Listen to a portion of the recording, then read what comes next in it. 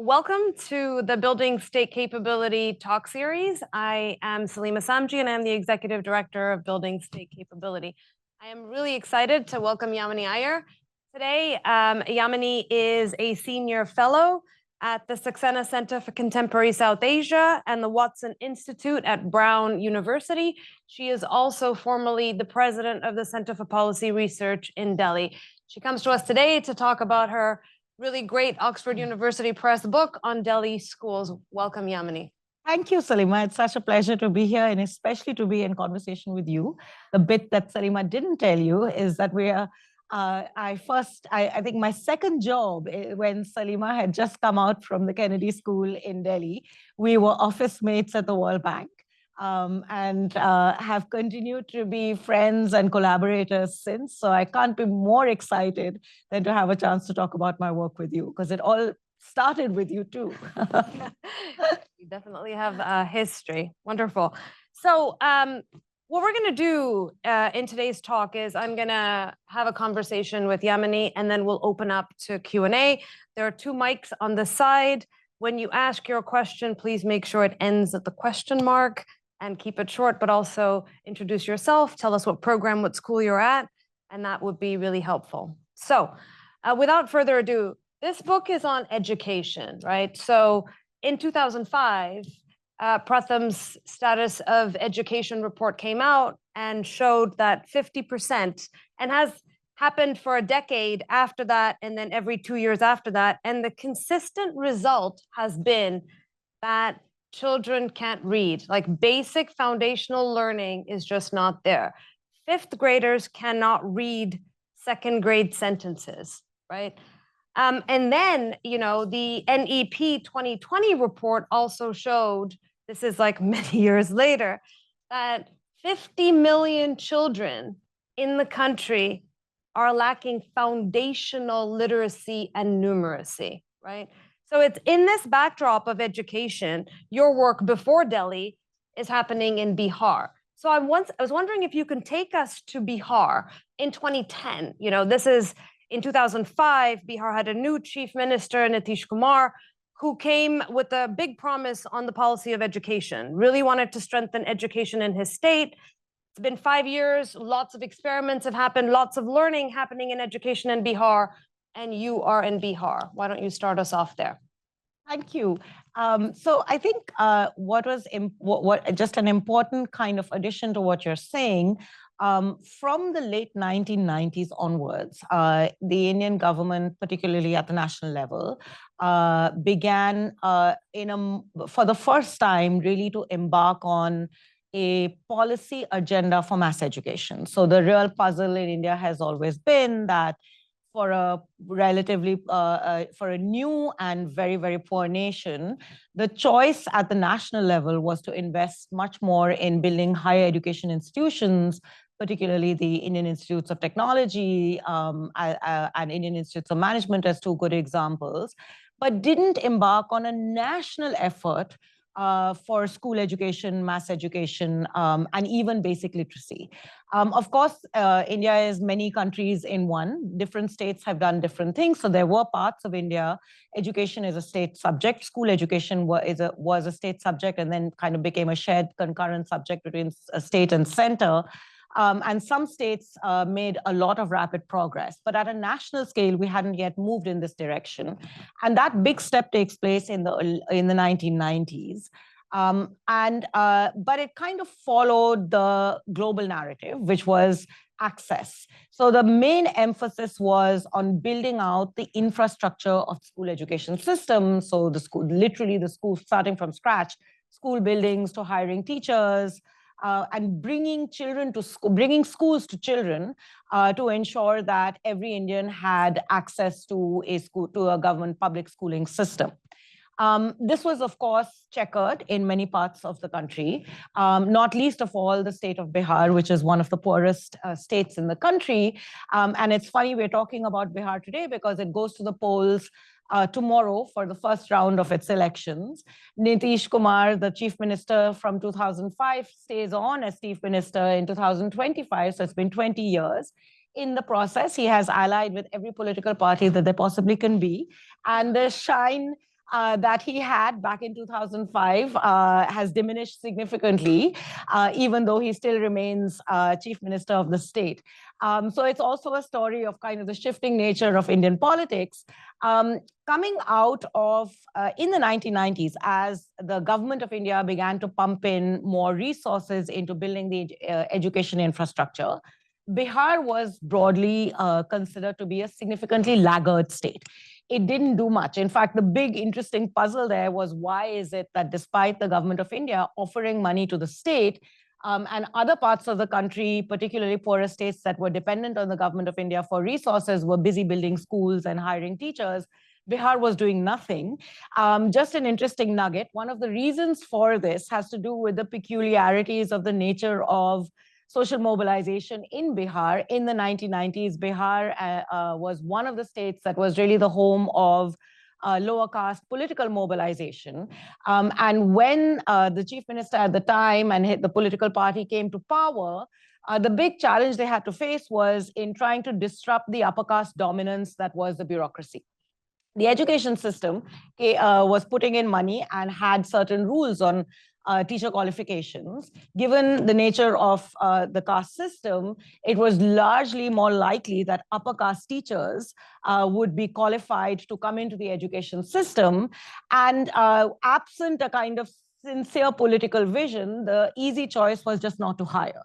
So in some senses, this coming to, one of the most powerful elements of Indian democracy, its ability to really give access to the most marginalized and discriminated sections of society through democracy, access to state power, also created a kind of complex notion, impact on the process of development. Teachers weren't hired, schools weren't built, do nothing was the approach more than anything else. So when Nitish Kumar comes in, the nature of his social coalition, he represents one other element as part of the caste structure, but also came in partnership with the BJP government that is now at the head in Delhi. And they represent the upper caste. So that social coalition enabled Nitish Kumar to do a lot more. And he made education one of his big planks. And the first thing he had to do was to build the infrastructure for education. That's why I went into this long story, not just because it's interesting, but also because it gave the context of where we were in 2010 in Bihar. A lot of very serious, so there was all this money that was sitting in the center that the previous regime had not used. They were then able to access this money and start building out. So they built the schools, they hired the teachers.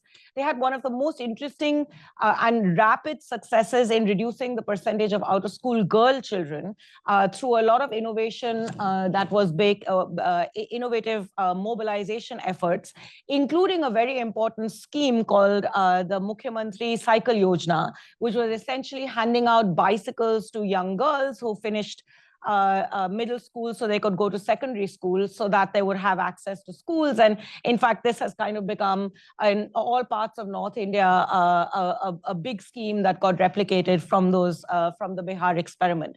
So the first foundational step had been built, and in many other sectors too, from no governance to little governance movement had happened. And the challenge that confronted Nitish Kumar when he comes back in his second term, now with a landslide majority and a lot more expectation, was to take the system forward from there, because we had learned again and again, and it was visible in Bihar too, that building the infrastructure for education is only the first step.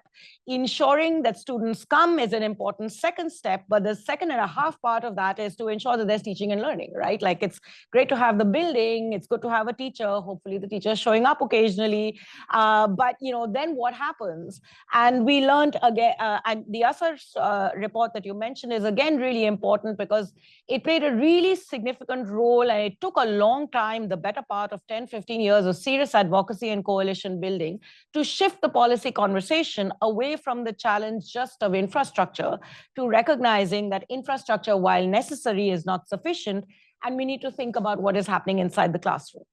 So in 2010, a lot of opportunity opens up for experimentation. And like many chief ministers, and I'm sure we'll talk about it at some point in the course of our conversation, one of the, it's both good and bad, but doers, when new political parties come in and you have these doer chief ministers who want to reform, they open up for a lot of nonprofit organizations and academics, a whole range, the whole sort of development world to show up. I used to joke with colleagues in 2010 that if you wanted a job in international development, all you had to do was to just stand in Patna airport, you would get picked up. Somebody or the other was from JPAL to what was then DFID to the world, everyone was there, as were we. It was an exciting place to be because there was so much happening. And Pratham, the NGO that is the mothership of the Asar report, was working with the state government, doing a lot of experimentation around this question of learning. And their basic framework was this. The structure of the classroom is around age and grade. So if you are 7, you are in class 2. If you are 8, you move on from there. But the nature of how children access the education system and the way in which teaching and learning takes place or doesn't take place means that by and large, and many of you have probably read and studied a lot of the RCTs that have brought this out in a big way, the classroom itself has a very multiple and dynamic structure of learning. You will have the first 2 rows that are close to curriculum level and the last 2 rows that can barely recognize letters. And so they were trying what they now call teaching at the right level, forms of remedial training, which was to group students by their learning level and help them try and catch up to where the curriculum expects you to be. Lance's paper, which always has a nice title, so you don't need to read the paper, but you must since you're students. He kind of summarized it really well in the title of a paper that said the negative consequences of an overambitious curriculum.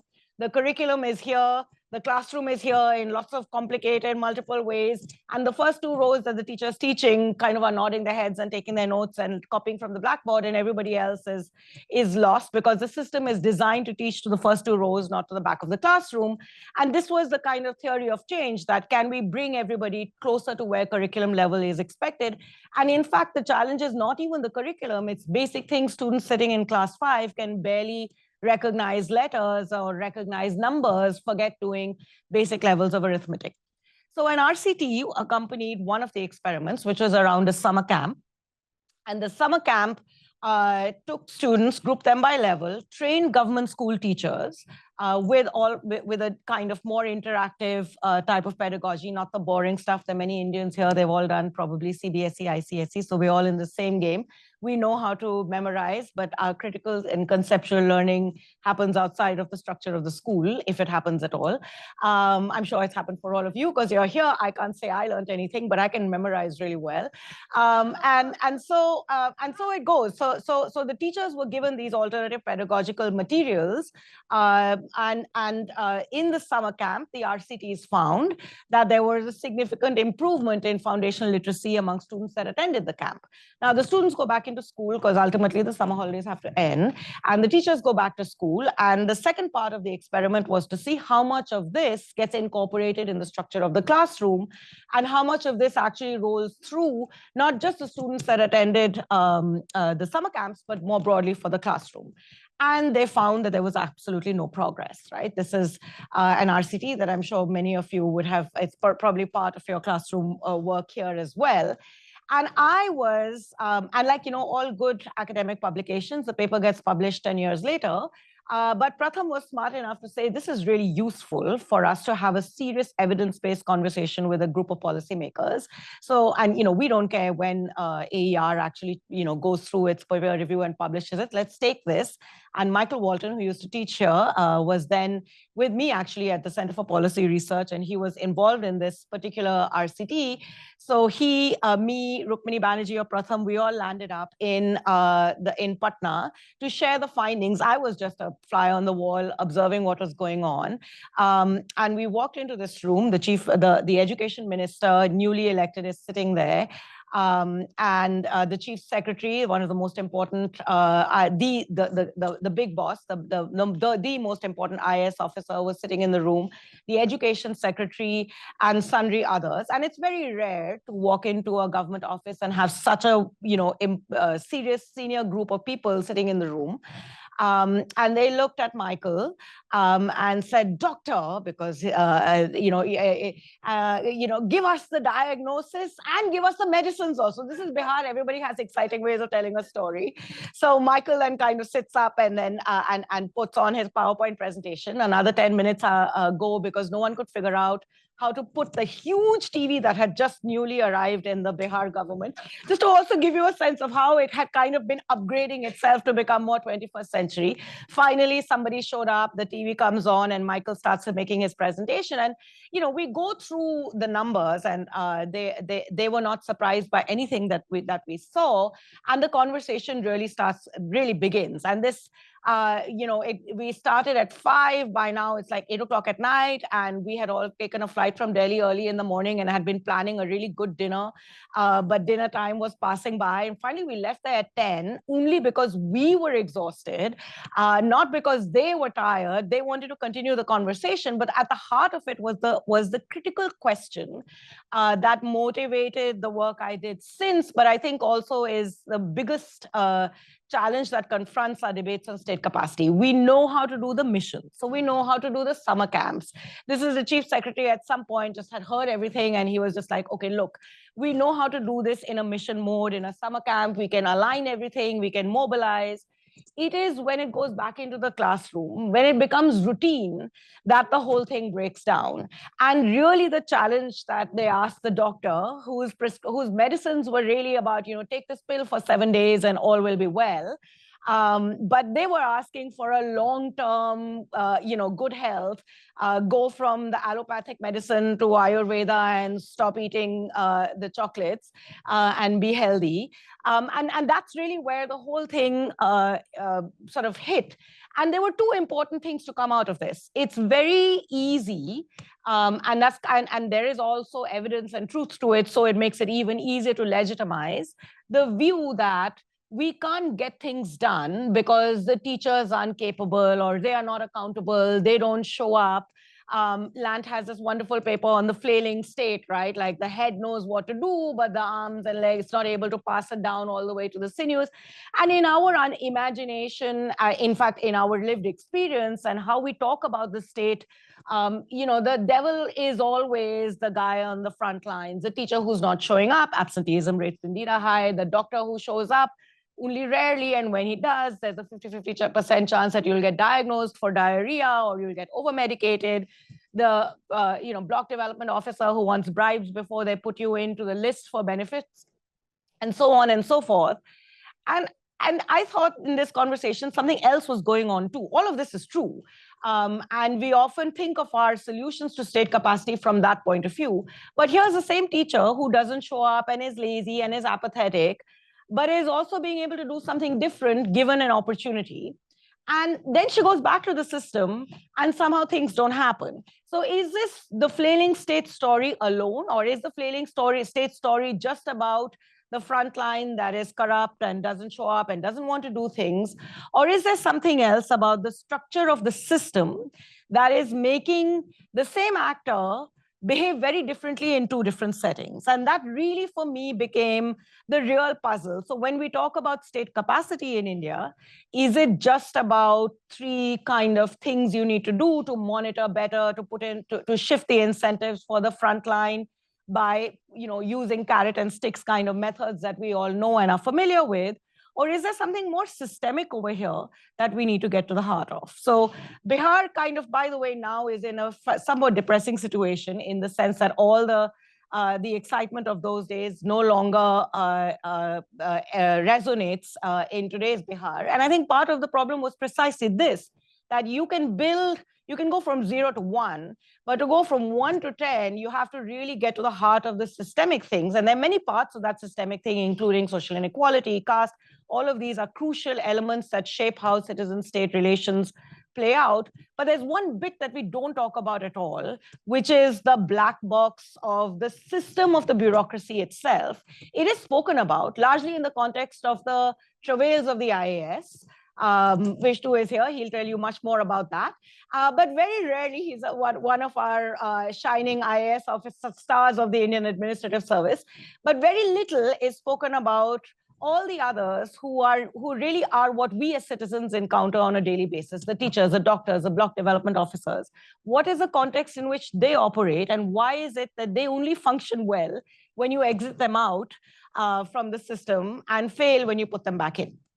So this fascinating thing that you realize that the same person behaves very differently in two different settings, and there's something about the system that's not allowing these gains that an RCT gold standard tells you that, yes, this is an effective strategy, but when you try to do it within your larger system, it doesn't happen. So fast forward to Delhi 2016. You now have the opportunity, new government again, this time it's Delhi, and key focus on foundational learning. And this is when you embark, which is kind of the bulk of the book, of this, this approach. You used ethnographic study as a lens to look at this. Can you share that study design? Why choose that as a way to study and better understand this thing that you had already seen in Bihar? So, at the heart of this question that the Bihar education bureaucracy and policymakers were asking was a question that emerges quite routinely even in our conversations about RCTs, right? Which is, how do you embed change in a long-term sustainable way, right? And the answer often is you can't embed change because the incentives are not aligned, the political will disappears, the bureaucrat shifts, and it all falls back to square one. And in some ways, you could argue, I mean, of course, there's a lot of debate about what's the right technocratic set of policy instruments you need to address this problem of learning. That debate continues. It's a live one, it's a dynamic one, and it's an important one.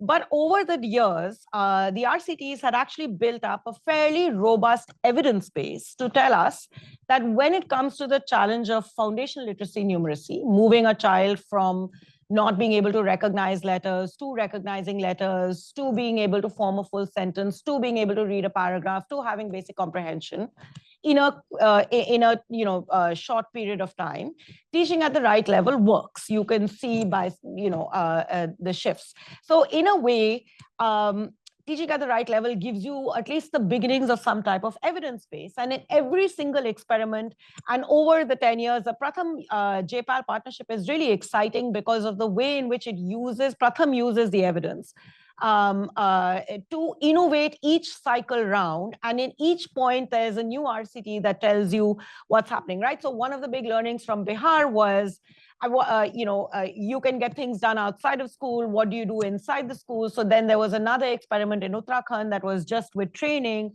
In Haryana, there were some efforts with training that included the mid-level of the bureaucracy, and so on and so forth. And at every level, you get this kind of range of evidence. But at the end of each of these stories was the same question, which is, as one IAS officer put it, India is like this burial ground of pilots. In one education meeting I was sitting, he made this kind of grand statement and as IAS officers do, left the room. But I thought, ooh, nice little quote. I'm going to use it at some point, and made a note of it. So there is great value to these grand statements too. And so that was kind of, on my mind. We went back into Bihar in 2012 when one district in Bihar called Jahanabad had begun to try to entrench this teaching at the right level through more active training of the mid-level bureaucrat, grassroots level bureaucrat, or mid-management bureaucracy of Bihar. There was a position called CRCC, Cluster Resource Center Coordinator. So they were doing a lot of active training of the CRCC with the district magistrate, the IAS officer playing a very important role. And then they scaled it up in the state. But by the time we got to see what was going on, the program had disappeared. And the standard story was political will. Nitish Kumar, who had kind of been spearheading it through the chief minister's office, politics had come in the way. In fact, briefly, he had resigned from his chief minister's post. And so, while hearing these stories, I was kind of thinking to myself, the evidence base and the rigorous evaluation, quantitative evaluation techniques are not going to be able to get me to understand the heart of what's actually happening inside of the bureaucracy. When we went and spent some time in Jahanabad, conversations with the CRCCs and the BDOs were beginning to open up something new for me. In two ways, I'll just give you two quick anecdotes. One was just in talking to the frontline management, and then we went around to different parts of the country and had similar conversations. There was, you would, as the conversation would move forward from the problem to the solution, I often would ask, so what do you think, you can do? About all, because of course, everyone has an opinion. I mean, more than an opinion. Everybody has an opinion and is also able to identify where the source of the problem is, and the source of the problem is never you, it's always somebody else. And in the course of this kind of response, they said, and I opened the book with this story actually, which gets repeated everywhere. If the government wants, they can do lots of things. Now, it's a nice statement to make. If anybody above me wants to do lots of things, everything can change, those with power. But you're looking at this frontline officer, and they are in the state partly because of the power of the state, and they exude power in every way, right? Like they'll show up like 3 hours late, the Ray-Bans will come off, 3 minions are carrying their bags, someone with their lunchbox, someone with their briefcase, someone with their mobile phone. They'll sit down, they'll press the bell, 3 more people will come, some orders will be given. I mean, it's all, and the citizenry who's hanging around are told to please leave the room because, the boss is here, and then the boss has to meet the Delhi people who have come, and the Delhi madam sits down and asks inane questions. But you've shown me all this power, and yet you kind of, when I'm asking you, what is it that you think you can do, you're actually reflecting power somewhere else. And it's very easy to dismiss this. It's yet another way of legitimizing your ability to do absolutely nothing. But I thought there was something a little bit more to it, because I don't know if any of you were to come to me and I'm in a powerful position and talk to me, that I would be willing to admit to you that I'm actually totally powerless. Every boss is completely powerless, but no one likes to admit it. Why is it so legitimate for these officers to consistently speak of themselves as powerless? And I only got that because I was talking to them. So method, right? Like obviously there are some things that quantitative methodologies are really useful for, and rigorous RCTs give you an ability to understand at a very granular level how change can happen in terms of the technocratic choices of things that you can input into a system, but it cannot tell you about the system. And the second thing that it doesn't tell you is how the system is reacting and responding. So when we went back to Jahanabad a year after this experiment happens, and we went to the CRCCs who were mobilized to be part of this process, they're all sitting there very excited to chat. And they'll open their Godrej cupboards in which their diaries were. They all had to maintain a diary as part of the training. And they'd open out their training diaries. They're very excited and proud to show all the work that they had done in their diaries, but it stops the day that the bureaucrat leaves and the program kind of loses its energy. So then there's empty pages. And you ask, why is it that nothing else happened?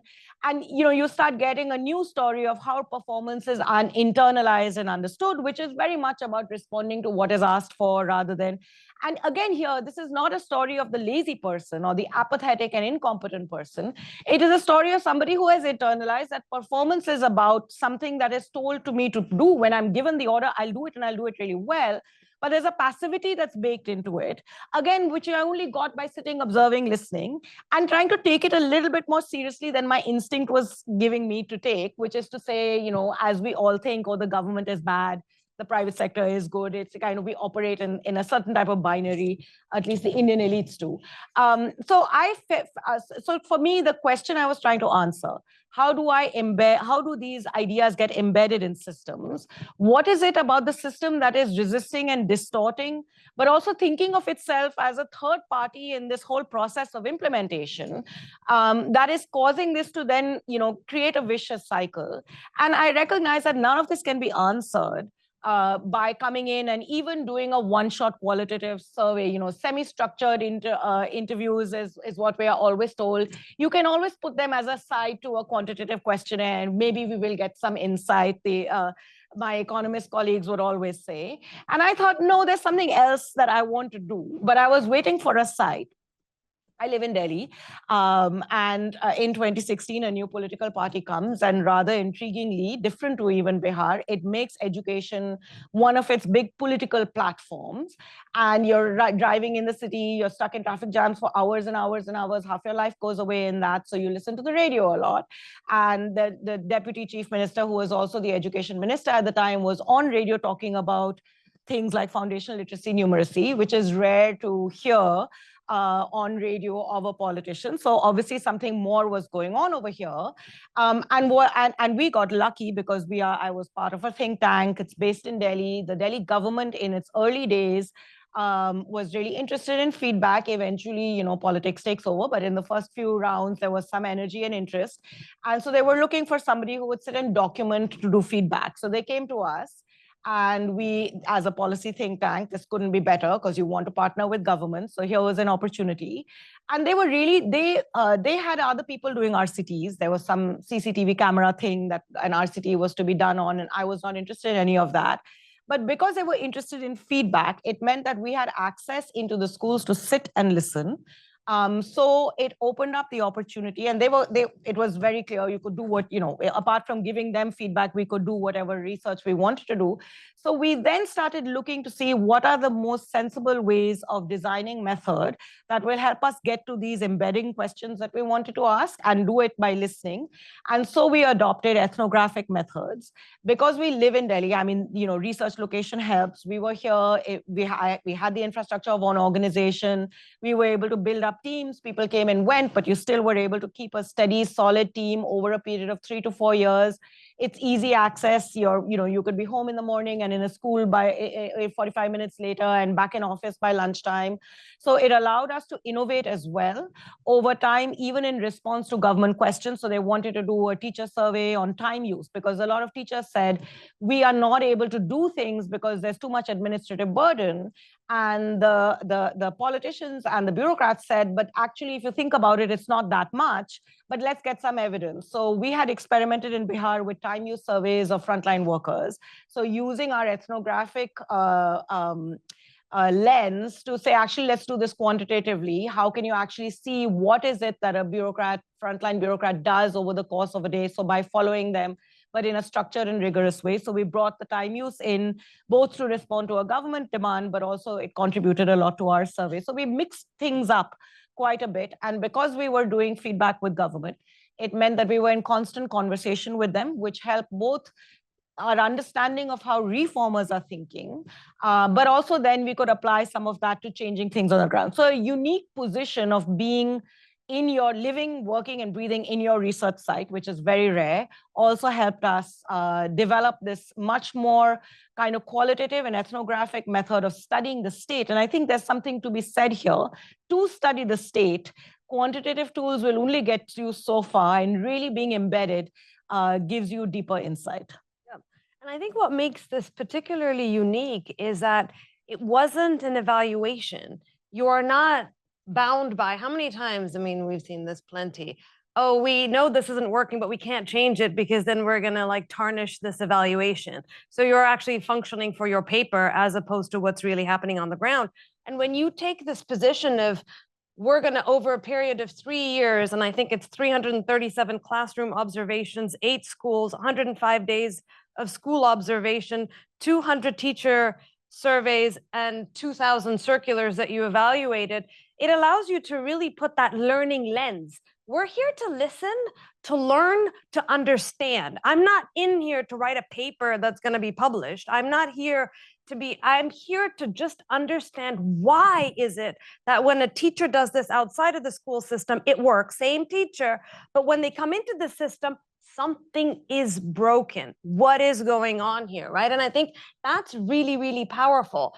And what I also really think is, and people don't do research like this before. How many of you have heard of Judith Tendler? Oh my God, 0. Okay, people don't do research like this anymore. Judith Tendler was at MIT. Development in the Tropics is what she wrote. Good governance in the tropics. Thank you. Good governance in the tropics. And then Albert Hirschman. How many of you have heard of him? Okay, great. Thank you. These are development projects observed. these are people who used the power of observation to really understand how bureaucracies worked. And so this, I think, really is in line with that kind of learning. So you've observed all of this. What are some of the things that you learned from the teachers, right? They're the ones in the system. What did you learn from the head of the school? What did you learn from the students? It's all of these stakeholders that you're spending time with and that you're talking to. What is coming out in these 3 years? So before I answer your question, just one thing to add to what you said about method and studying the state and literature gaps that we have. As I went about trying to find a better way of framing the puzzles that I was confronting, I started looking around at the literature on the Indian state. And actually, it's really surprising how, we don't have any serious public administration as an academic discipline. So there is very little that we have that actually studies bureaucracy through a rigorous academic lens in terms of so there's a lot of documentation amongst the historians about the state. The political scientists are really interested in interests. So there's a lot of stuff on the grassroots state from the point of view of kind of seeing the state and seeing like a state. The economists are really interested in understanding how development projects are implemented, so it applies that lens. But there really isn't any rigorous work except for bureaucrats' memoirs and kind of some fiction writing that gives you a granular understanding of the nature of the state itself, who these people are, what they are, the context in which they operate. So then I looked at the literature outside of India, and actually the public administration literature outside of India is quite robust on thinking about this differently. So Herbert Kaufman's Forest Rangers, that was trying to understand the puzzle in an era before mobile phones, GPS, tracking systems, Foucauldian panopticons that are what administration looks like today.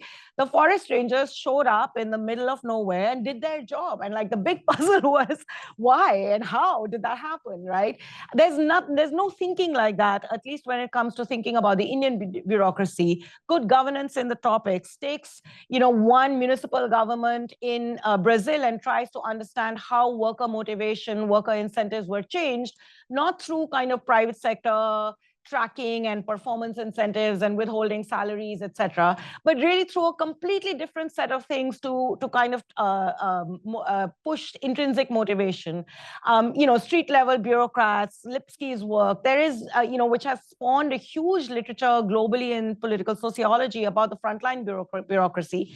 Nothing rigorous like that in India. So in a sense, I found that there's this huge gap. And what I was also trying to do while understanding this challenge of education, also trying to build this body of, building, sort of seeking to do some field building by trying to bring this into our conversations on state capacity. So what did we find?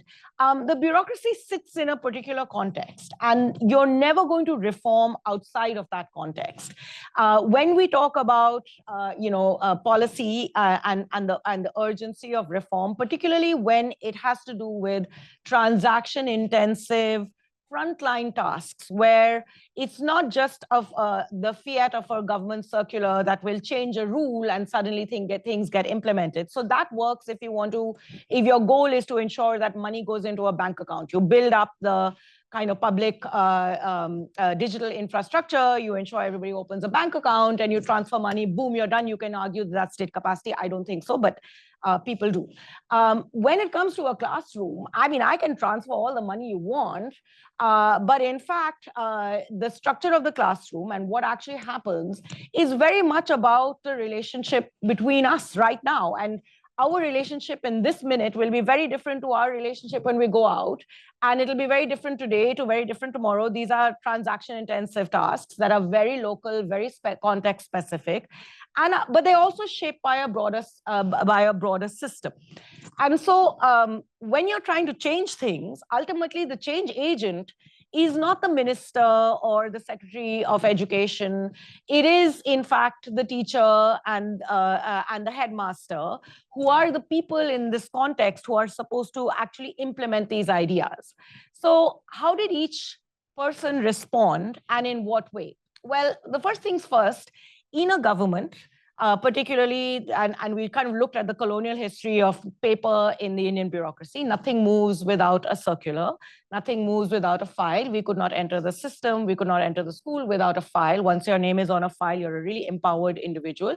The whole movement of the right to information was premised on this notion. If this file can be made transparent to citizens, citizens can mobilize to ask questions and make claims on the state.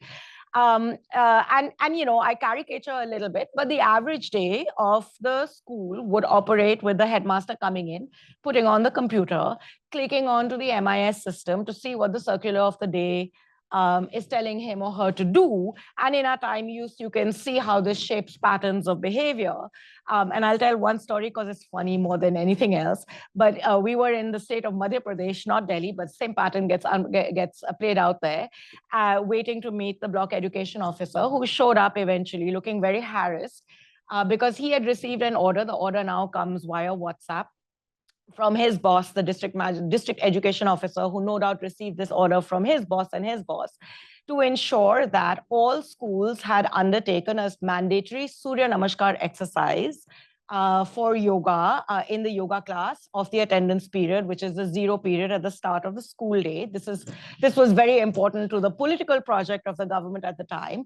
And so instead of doing anything else, he had spent the whole morning, even while we were sitting there, making phone calls to find out, did it happen? Yes, no, put the phone down and call up his boss. 10 schools done, 20 more to be done. So, the order kind of shapes your day. We maintained a database of about 8,000 orders that were received over and this is not by no chance, no means exhaustive, of the orders that were issued to the schools. We analyzed about 2,000 of them. The order creates order within the bureaucracy. Okay, it structures the bureaucracy in a particular way. It gives everybody a sense of what they need to do, and so they respond to what is said in it. We did a textual analysis of the orders, and it's a hierarchical structure. You're ordered to do things. You're not gently asked to do anything. And for a system that doesn't have any enforcement practice, the order itself becomes a very funny kind of legitimization of setting limits and constraints on what you can and cannot do. So, so your day is structured by this order. And when the reformers were trying to introduce this idea of flexibility in the classroom, so one of the big pieces of reform was to say, for a year, we'll take a grade and reorganize grade by level of learning so that students that were closer to curriculum could be taught in a particular way, students that were further from the curriculum could be taught in a particular way. And this had its own sets of problems, which I'll come to shortly. But the reformers felt that, we should, part of kind of motivating and energizing the teacher was part and parcel of this. So they wanted to write these orders in less coercive and more kind of encouraging ways. But the system didn't know what to do with it. So when these orders would come, which said, and, or you can do X, you can do Y, the teachers were scratching their heads going, but what are we supposed to do? As one teacher said, if you've told us that we have to drive with the GPS and then you suddenly shut the GPS off, how are you supposed to allow us to function? Now, this is actually a really important insight, because in a lot of so if the reform, so one of the things that you find a lot is every time the government has tried to decentralize by empowering the front line, you get huge unspent balances. Or as Manish Sisodia, the education minister, used to say, when he first walked into schools, he would ask the head of schools, what is it that you want me to do? I can give you an untied fund of X amount of money to improve infrastructure, do whatever you want for your school.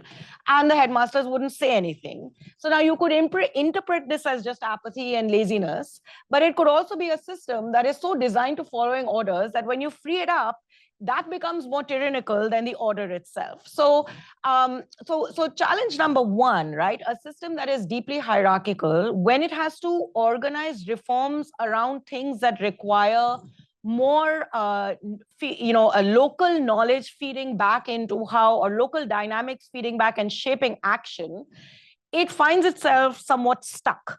And, cultures of bureaucracy design this a lot. So, organizational culture became a very central piece of how I began to think about this. That hierarchical organizational culture also shapes the structure of the classroom. it isn't that policymakers have never cared about how students learn in class and what happens. There's been a lot of debate about this. If you go back to our policy documents from the 1950s onward, you'll see a sameness in this puzzle. But the classroom itself is interpreted within this hierarchical frame. So it's a very disciplinarian kind of structure. The teacher also only recognizes accountability on the back of very easily identifiable sets of things, which are pass percentages and syllabus completion. Those are easy to monitor. The teacher is a lesson plan is handed over. There's a syllabus that has to be run through. Manish Sisodia's whole mobilizational effort was around the idea that the classroom is now a victim to the syllabus, the textbook, and the examination, and we need to break this. But this is how the classroom is structured. So the teacher is now getting mixed messages because the order is saying, you can do things differently. The classroom is designed for something else. And the middle management is still not clear how they could administer in a more flexible context. So it's administering exactly the way it's supposed to. And then there is a larger question of the broader social consensus in which the classroom is also organized. So we were in a school once during a parent-teacher meeting, which is also a really big part of the reform, encouraging parents. In my work, we can talk about it later, but I bracketed society because I wanted to understand the black box of the school itself. The biggest issue was that parents came marching into the headmaster's office saying, you tested our children. This was done to figure out as a learning assessment, where are students in the classroom? But you gave them this test without telling them in advance. So of course, they're not going to be prepared. And you never told us the marks. What kind of school is this, right? So the relationship between schooling, the examination is very deeply baked into how we think about the school system and how students do in the exam.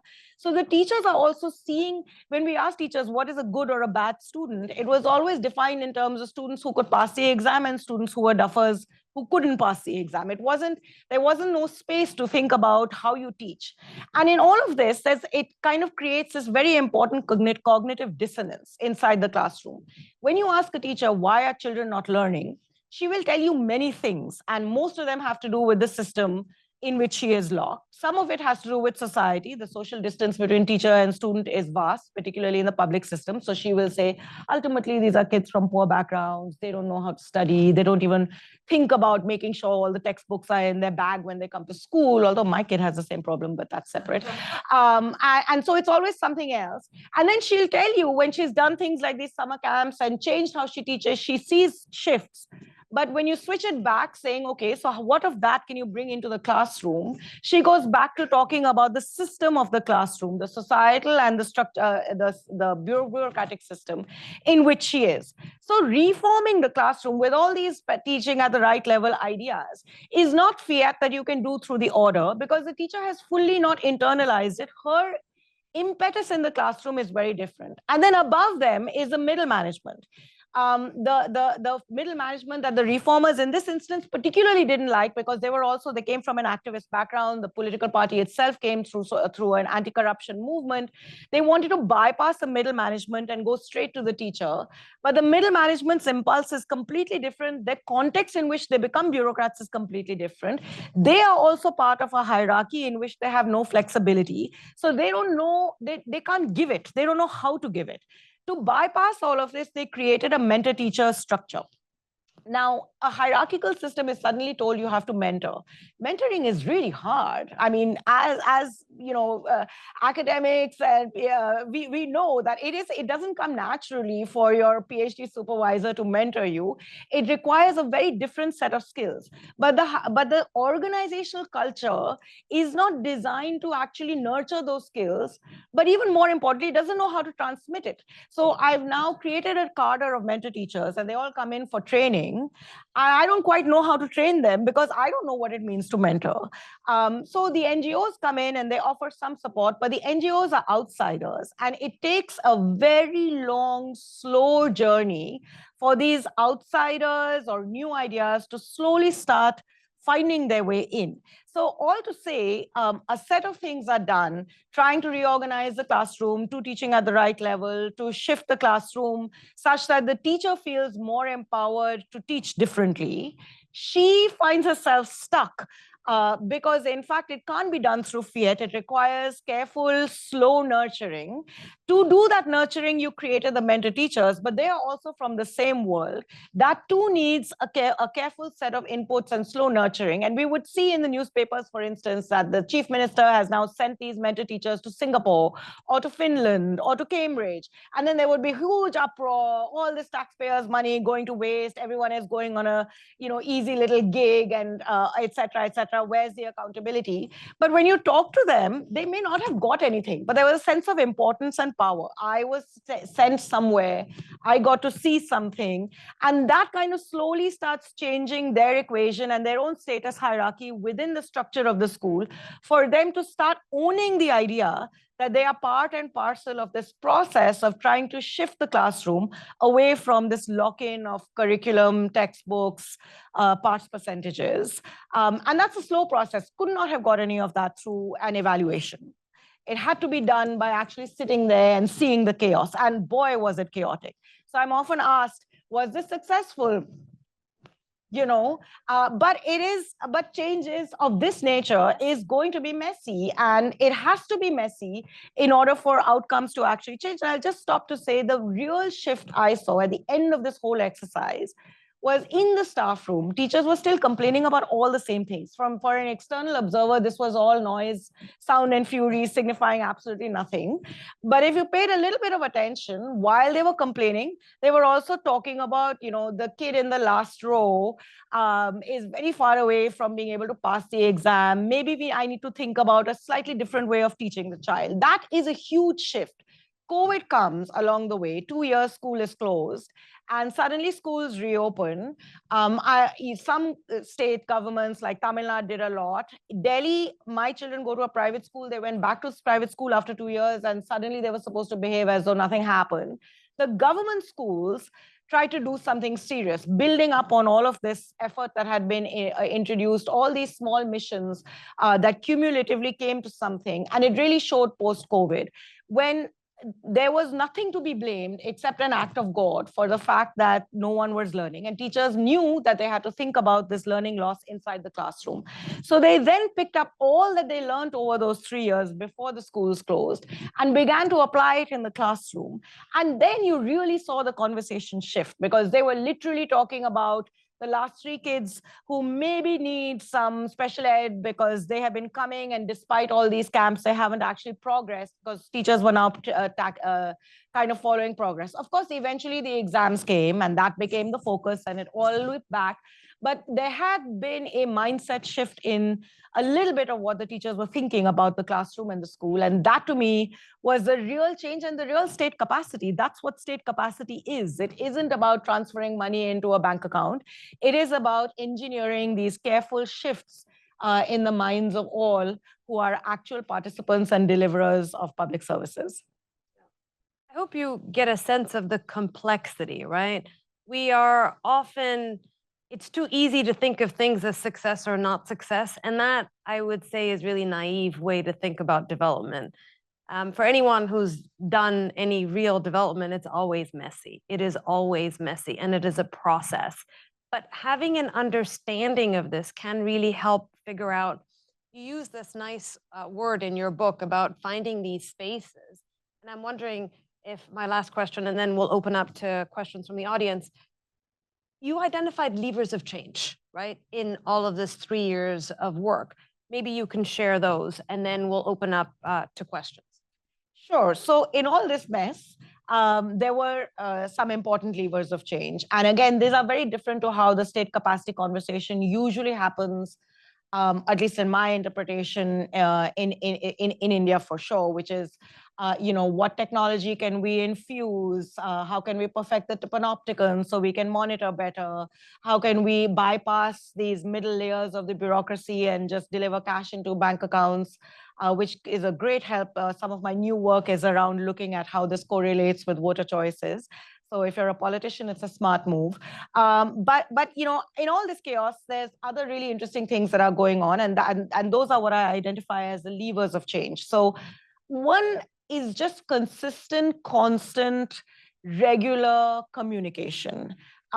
which sometimes we say and mea culpa, this is just like political brand building that is annoying and trying to seek attribution for change that may not actually reflect on the ground. But that consistent communication is really crucial to sending messages through the system. And what was really important about the way this communication was done in Delhi was that it actually happened not just through social media and radio and all of that, but actually through consistently the being present. Now it's possible to do in a smaller site, like Delhi schools are, it's more manageable than a large state. But the fact that there was always somebody in and out from the political party, from the bureaucracy, kind of in the schools, talking to the school actors, made a very big difference. And the mentor teachers played a really important role in that. So they essentially, over time, became ambassadors of some of the ideas that were being discussed and debated as part and parcel of what the reform process was to be about. So I think that's one, communication. And if you look at some of the literature on things like relational contracting, you see that even private sector firms, this tacit shifts. Big reforms are not about tangible, visible things. They're about tacit shifts in culture. They only come through consistent communication.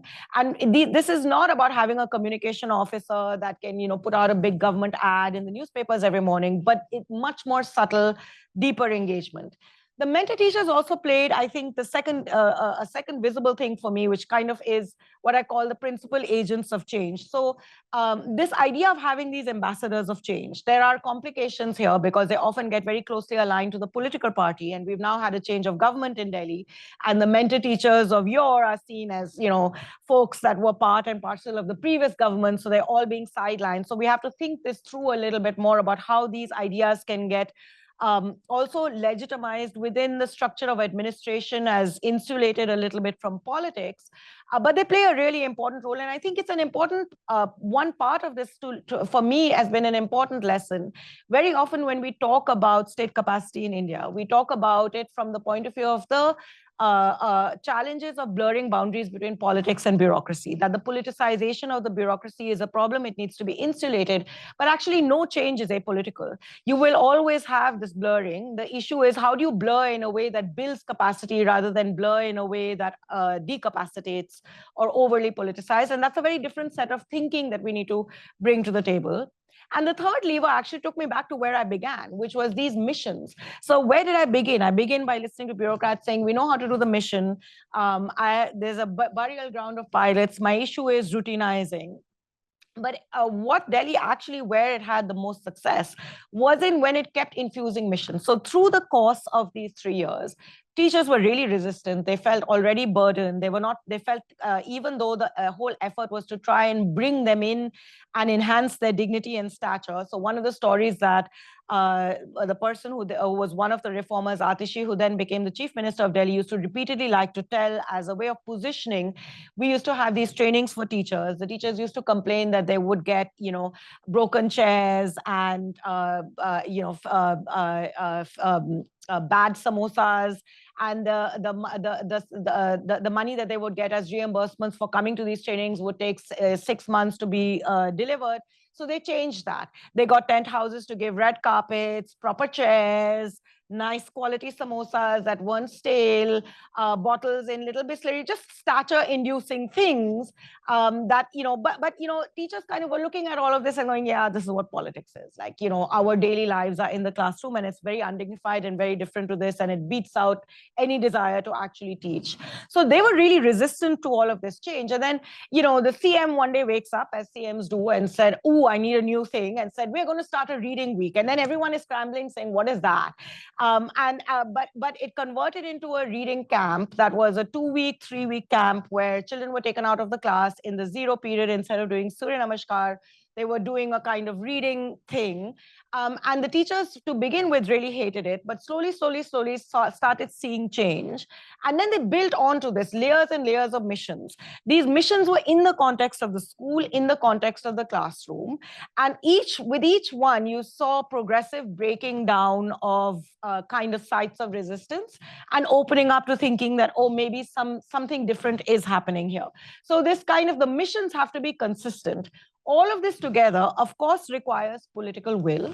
That political will has to have degrees of consistency. What was really interesting about Delhi is that the political party took its schools as a means to gain political legitimacy, which is rare, particularly in North India. And it kind of became part and parcel of what differentiated this party from other political parties. Whether voters voted because of what was done in schools is an open question and a hard one to answer. But this political legitimacy ensured degrees of consistency. But I think that's what made it interesting, because we could bracket political will and then actually look at what's happening inside, out, beyond that. But all to say, political will is important, but it isn't sufficient to make change.